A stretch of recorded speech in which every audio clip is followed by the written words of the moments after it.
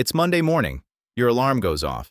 You drag yourself out of bed, pour some coffee, open your laptop, and realize that the next 10 hours of your life already belong to someone else. Now picture this guy, a peasant from the year 1350. Dirty, poor, no smartphone, no coffee, no idea what a deadline is. And here's the uncomfortable truth.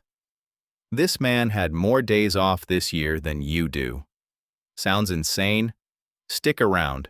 By the end of this video, you might start questioning who really invented hard work. Let's start with the numbers.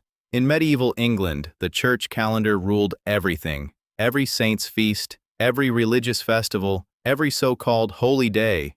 Work simply stopped. And yes, that's literally where the word holiday comes from. Add it all up, and historians estimate that peasants were guaranteed somewhere between 100 and 150 non-working days per year.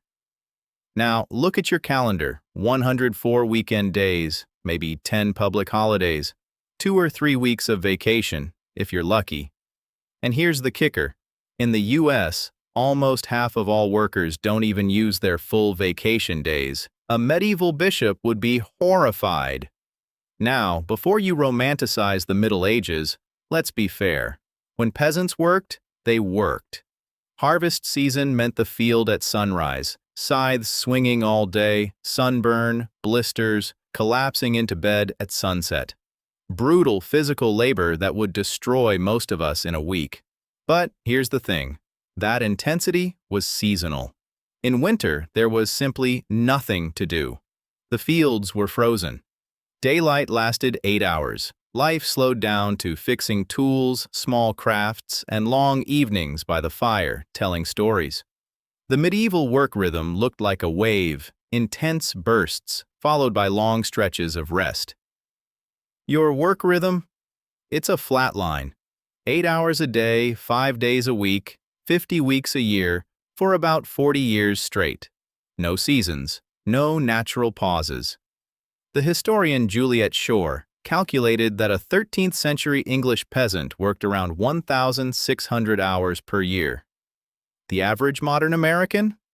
Around 1,800. Congratulations.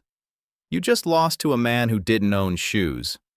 And medieval days off weren't spent doom-scrolling in bed. Feast days meant actual feasts, long tables, rivers of ale, music, dancing, wrestling matches, and football games so violent the king occasionally banned them. Rest was loud, social, physical, and completely disconnected from work. Nobody could email a peasant. So, what happened? Where did all that free time go? One word: factories. The Industrial Revolution didn't just change what we produce, it changed our relationship with time itself.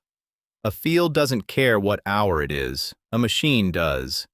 Factories ran on schedules, and for the first time in history, work was measured not by the task, but by the clock. In the early 1800s, factory workers, including children, routinely worked 12 to 16 hours a day, 6 days a week. That's over 3,000 hours a year, nearly double the medieval peasant.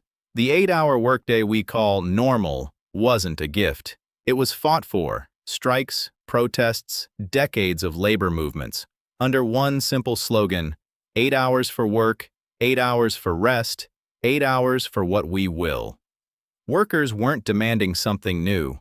They were trying to claw back what their ancestors had lost. And here's where it gets really interesting. In 1930, the economist John Maynard Keynes made a famous prediction. Thanks to technology, by the year 2030, we'd all be working just 15 hours a week. The biggest problem of the future, he worried, would be figuring out what to do with all that free time. Well, it's almost 2030. How's that working out for you? The strange part is, Keynes wasn't wrong about technology. Productivity has skyrocketed. A modern worker produces in 11 hours what a worker in 1950 produced in 40. By pure math, we could work dramatically less and live comfortably. But we don't. Why?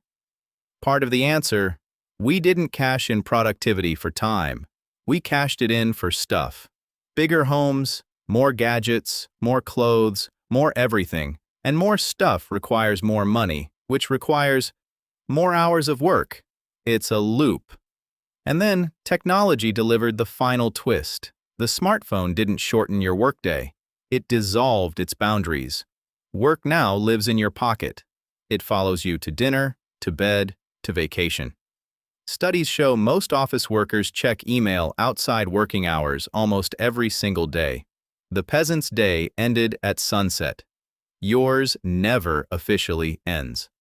Now, an important reality check. I can already see the comments. No, medieval life was not better. Life expectancy was brutal.